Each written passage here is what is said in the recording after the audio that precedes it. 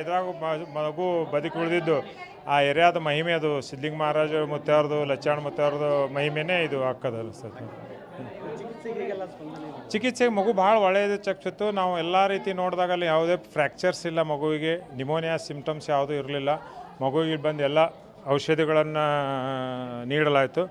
ಮಾಡಿದಾಗ ನಮ್ಮ intensivist doctor ಪ್ರೀತಿ Kolekar madam ಅವರು, ಆಮೇಲೆ ವಿಪುಲ್ ಕೋಳೇಕರ್ ಮೇಡಮ್, ಆಮೇಲೆ ನನ್ನೆಲ್ಲ ಅಚ್ಚುಮೆಚ್ಚಿನ ನರ್ಸಿಂಗ್ ಸ್ಟಾಫ್, ನರ್ಸಿಂಗ್ ಅಧಿಕಾರಿಗಳು ಭಾಳ ಹೃದಯಪೂರ್ವಕ ಕೆಲಸ ಮಾಡಿದರು. ಯಾರೂ ಇದನ್ನು ಮಾಡಲಿಲ್ಲ.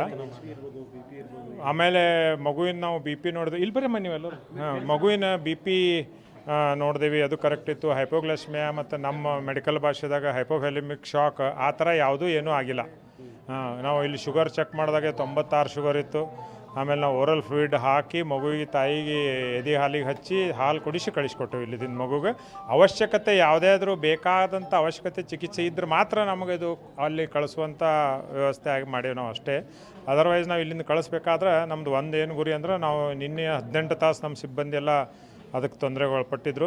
ಸಿಂಗಲ್ ಮ್ಯಾನ್ ಇರೋದ್ರಿಂದ ಅಲ್ಲಿ ಒಂದು ಸ್ವಲ್ಪ ಹೆಚ್ಚಿನ ಅನುಕೂಲ ಹಾಕೋದಕ್ಕೆ ಕಳಿಸ್ಕೊಟ್ಟು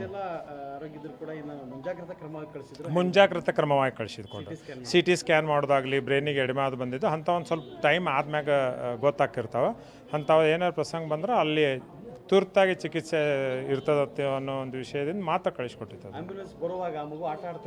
ಹೌದು, ಆಂಬ್ಯುಲೆನ್ಸ್ ಬರುವಾಗ ಮಗು ಆಟ ಆಡ್ತಾಯಿತ್ತು, ಮಗು ಅಮ್ಮ ಅಂತ ಅಳ್ತಾ ಇತ್ತು.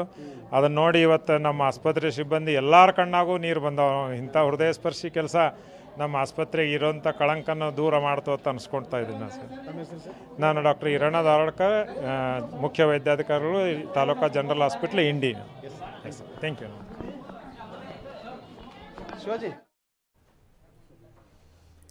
ಪುಟ್ಟ ಕಂದಮ್ಮ ಆ್ಯಂಬುಲೆನ್ಸ್ನಲ್ಲಿ ಆಟ ಆಡ್ತಾ ಇತ್ತು. ಅದನ್ನ ನೋಡಿ ಎಲ್ರಿಗೂ ಕಣ್ಣಲ್ಲಿ ನೀರು ಬಂತು. ಒಂದು ಹೃದಯ ಸ್ಪರ್ಶಿ ಸನ್ನಿವೇಶ ಆಗಿತ್ತು. ಅಮ್ಮ ಅಂತ ಮಗು ಅಳ್ತಾ ಇತ್ತು. ಅಂದರೆ ಎಲ್ಲವೂ ಕೂಡ ಸಹಜ ಸ್ಥಿತಿಯ ರೀತಿಯಲ್ಲಿ ಮಗು ಫೀಲ್ ಮಾಡ್ಕೋತಾ ಇತ್ತು ಅನ್ನುವಂಥದ್ದು ಒಂದು ಗಮನಿಸಬೇಕಾದಂತಹ ವಿಚಾರ.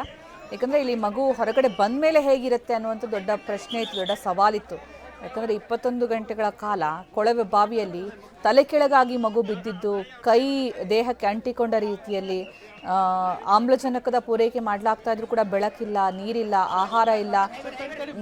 ಒಂದು ರೀತಿಯಲ್ಲಿ ಆಘಾತವೂ ಕೂಡ